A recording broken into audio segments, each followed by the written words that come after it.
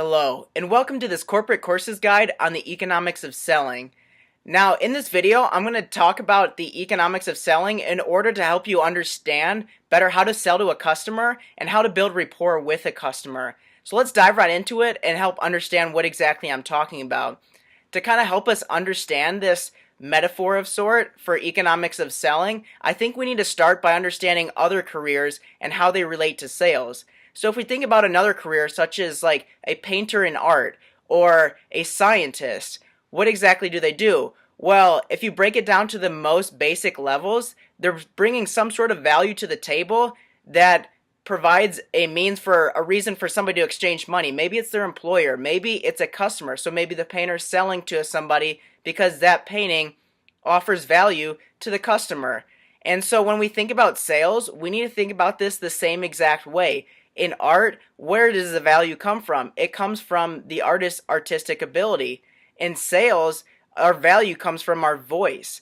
And so what helps us sell better is when we help understand this by understanding the economics of what selling is. And so kind of when I say economics, what I'm talking about is really like you got to think about like a commodity or a stock. Why do we have to think about this for sales? Well, if you think about a commodity, like let's say gold.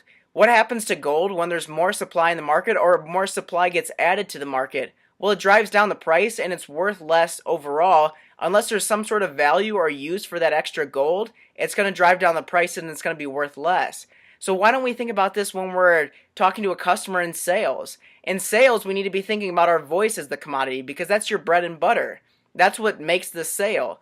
And so if you think about your voice as a commodity, you're going to start thinking, am I oversupplying the market when I'm selling to a customer? Because oftentimes in sales, we'll see that there's many people that will just talk and talk and talk to the customer and keep selling and selling and selling. And they keep offering some solution that the customer may not even need.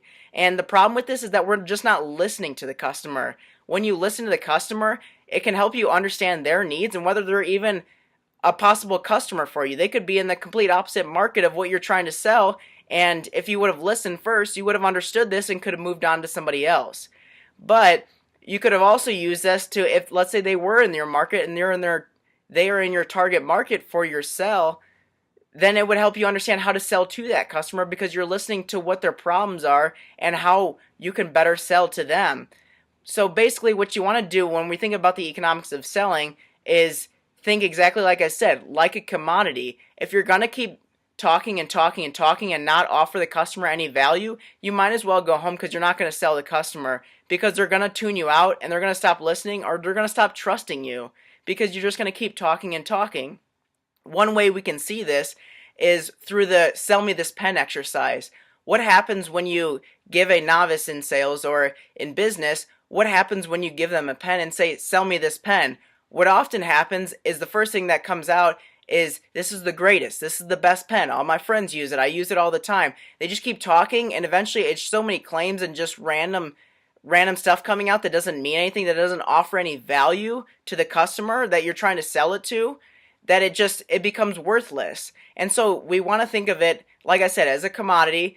And so if we're going to speak and we're going to speak directly to the customer, make sure that we understand the customer first and then start speaking to them in a way that's more targeted towards them because it's going to mean more to them and you're going to be speaking in their language per se. This also affects the sale in the other way. So people may say, well, if I think of my voice as a commodity, well then should I not speak at all? And basically the sense of scarcity and I'm just not going to speak then. Well, no, it works the opposite way as well. Because if you think about a stock, let's say Apple stock for an example. Let's say Apple stock wanted to issue 1 million shares, new shares to the market, and they wanted to sell it to the market. Well, if they didn't offer anything of value to the new investors, it would probably drive the price down, right? But let's say that they're selling the new million shares to raise money to invest in the latest and greatest technology that will make their business like 10 times more profitable. So now that's offering value to the people and the price might actually go up because they're bringing value to the market. They're not just selling shares and oversupplying the market. They're actually bringing value to the market. So we want to think about in sales, you want to be that happy medium in between not too little and not too much. And oftentimes when you're starting to build rapport with a customer, you obviously want to come on strong and introduce yourself in the beginning, but you also want to start being more conversational to the customer. You want to ask them open-ended questions that gets them talking about themselves so you can better understand them. And then once you understand the customer well, you can start selling to them in a way that's native to them, that's in their language, and it will mean more to them, and ultimately it will form a better relationship with the customer because it's not some Joe Schmo guy walking in their door and just selling them on something that they might not even need, or they might just regard you as a salesman and just useless to them, so they might just disregard everything. So thanks for watching, guys. If you like this video, go ahead and give it a thumbs up and subscribe for more. And let me know down in the comments section what you thought of this video and what other videos you'd like to learn about. I'm going to be coming out with more videos about sales and just kind of general ways to approach it like a commodity or like the economics of sales. And so just help me understand what you want to learn about and what's important to you down in the comment section below. Thanks for watching.